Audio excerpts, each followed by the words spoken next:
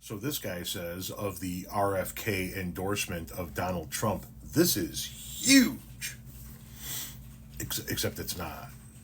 RFK was polling at 3%. You're not going to get 100% of his voters to come over to Donald Trump. So you're going to get what? 1.5 percentage points? Maybe. And doubtful you're even going to get that. But did you forget about this? RFK Jr.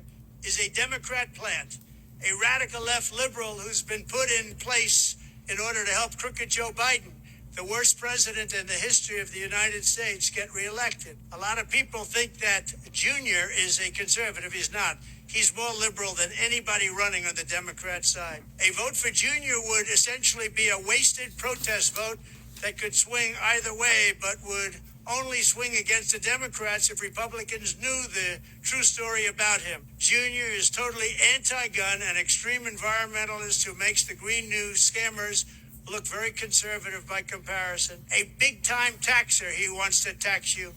An open border advocate. He wants those borders to be wide open for more people to come in from prisons and mental institutions. And he's anti-military and he's anti-vet. He's an extreme liberal. He's radical left, and radicalized also are his family. They'll never allow him to be a Republican. They've said that we will not let him be a Republican. I lived with RFK Jr. in New York and watched him convince Governor Cuomo to make environmental moves that were outright nasty and really bad for the state.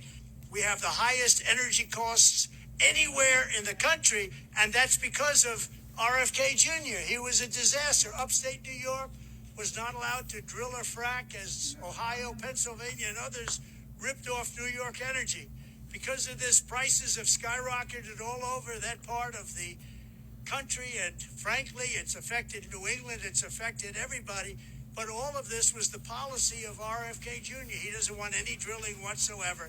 He doesn't want anything. He wants everything to come to a halt, and you'd find that out. But the fact is, he is a radical left person. So Republicans, get it out of your mind that you're going to vote for this guy because he's conservative. He's not. And by the way, he said the other night that vaccines are fine. He said it on a show, a television show, that vaccines are fine. He's all for them. And that's what he said. And for those of you that want to vote because you think he's an anti-vaxxer, he's not really an anti-vaxxer. That's only his political moment. He said it the other night. He's okay with the vaccine. Their energy costs are the highest in the United States, in New York State and New England, because of this guy.